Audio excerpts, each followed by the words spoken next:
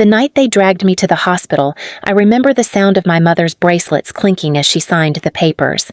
My father stood behind her, expressionless, as if this wasn't about his daughter at all. Just another transaction. The air smelled like disinfectant and fear.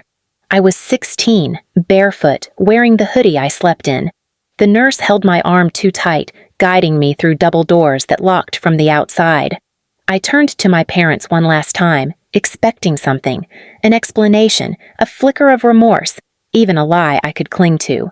Mom just said, "You need help, Riley. You're out of control." Dad added, "We can't keep covering for your behavior. This is best for everyone." Please subscribe to our channel and tell us in comments from where are you watching this video. Behavior. That's what they called it. The panic attacks, the shaking, the crying fits. They never mentioned that all of it started the day I found the documents, the trust fund my grandparents left me, hidden in Dad's desk drawer. It wasn't supposed to be touched until I turned 21. They didn't like that part. I screamed as they left me behind the locked glass doors. A nurse's shadow crossed the hallway. A key turned. The door clicked shut. I remember the sound of their shoes fading away, one pair slow and confident, one sharp and fast. Mom's. I spent my first night in that place staring at the ceiling, counting every flicker of the light above me. The room was white and too bright, the sheets rough against my skin. Every few minutes, someone walked by the small square window in the door. Their footsteps echoed down the hall like a clock I couldn't turn off. They said it was for evaluation. 72 hours, just observation. But 72 hours turned into a month. Every time I asked to leave, they told me I wasn't ready. Every time I said I was fine, they wrote down denial. When my parents visited, Mom brought expensive chocolates and fake tears. She'd pat my knee and whisper, "You're doing so well, honey. Keep cooperating." Then she'd smile at the nurse like she'd just donated to charity. Dad barely looked at me. He just signed papers, always signing papers. One day, I overheard two nurses whispering near the nurses' station. One said, "Parents like that make me sick. You can see the money in their eyes." The other laughed softly. "Trust fund case, right?" My hands started shaking. That night, I stole a look at my file when the night nurse fell asleep at her desk. The first line said, "Admitted by parents for delusional paranoia and emotional instability. Patient believes her parents are attempting financial exploitation. They'd written me into a lie, a perfect one, a legal one. After 34 days, they released me, not because I was better, but because they were finished. At home, everything looked exactly the same. My room, my books, even my pillow smelled like me. But there were new locks on Dad's office door, new locks on the filing cabinet. My bank card was gone. Mom smiled like nothing had happened. "We're glad you're home," she said sweetly. "You'll thank us one day." Dad added, "We just want what's best for you. You're not responsible enough for money like that." I stared at them, the words crawling under my skin. "It's my money," I said quietly. Mom laughed. "It's family money, dear, and family looks after family." I didn't respond. Not when she handed me a schedule for therapy. Not when she told me she'd taken over managing my school payments. Not even when I saw the new car in the driveway, the one she'd always said they couldn't afford. I went back to school. Everyone whispered. Some said I'd gone crazy. Others said I'd tried to hurt myself. I didn't bother correcting them. Let them believe whatever version my parents had sold them. For 2 years, I played their game. I went to therapy. I smiled at the right times. I nodded when Mom said, "See, you're doing so much better." I kept my head down. I learned to make my silence look obedient. But inside, I memorized everything, every account number, every lie they told, every face they made when they thought I wasn't watching. I was their daughter again on the outside, but inside I was something else, something they'd created without realizing it. By the time I turned 18, I was legally free, but my trust fund wasn't. They'd transferred it into a family-managed trust. I couldn't access a single dollar without their signatures. On my birthday, Mom handed me a card with a $100 bill inside.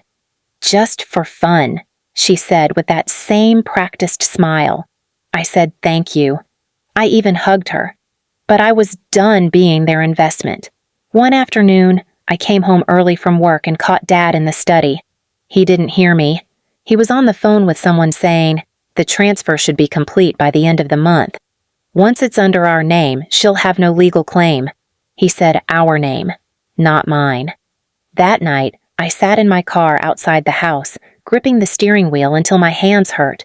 My breath fogged the window. For the first time, I didn't cry. I just felt the cold settling in.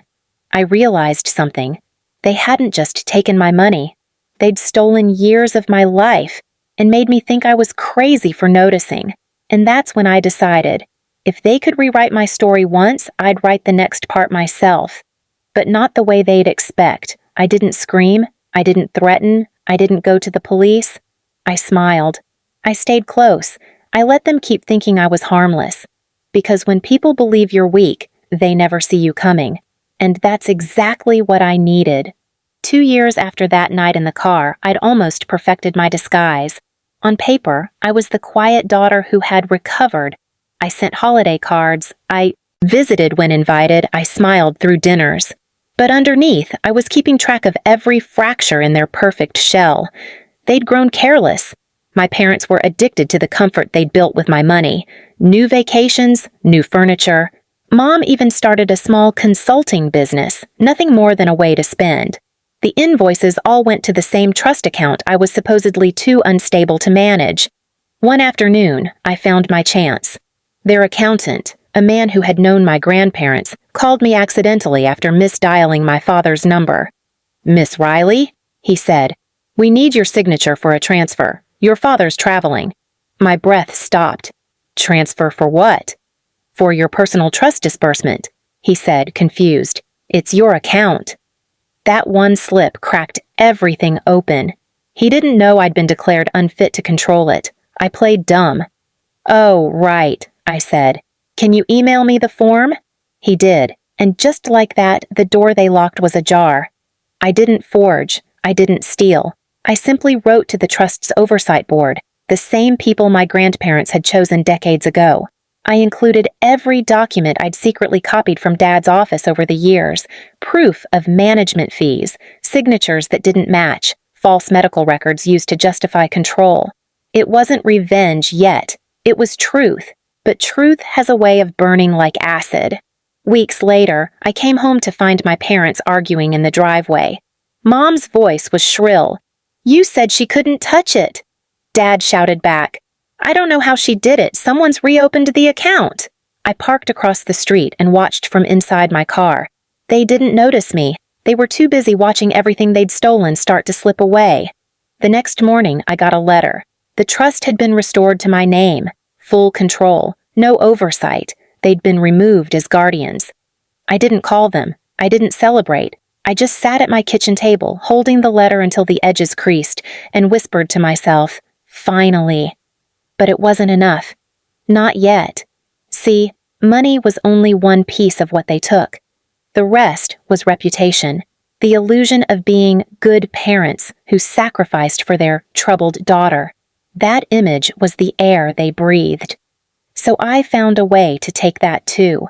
I reached out to the same hospital where they'd locked me away. I didn't sue, I didn't threaten, I just requested my full medical file under the Patient Records Act. It arrived in a heavy envelope a week later. Inside were notes, signatures, timestamps, pages full of lies written in clean cursive. Patient exhibits signs of manipulation. Patient falsely claims financial exploitation. Parents cooperative, emotionally distressed.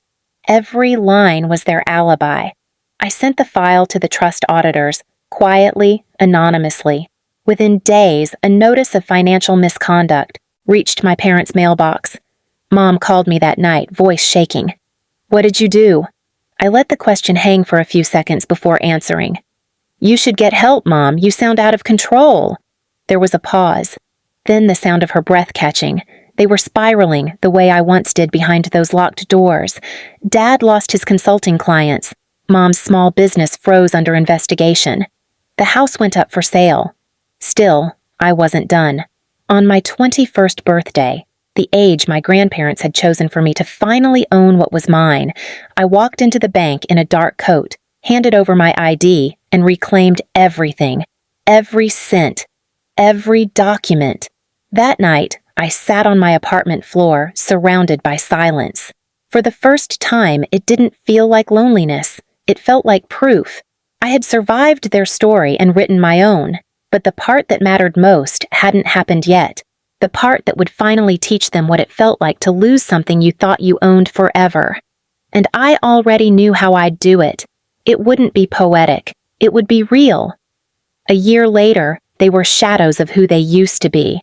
The house that once smelled like polished wood and expensive perfume now sat half empty and echoing.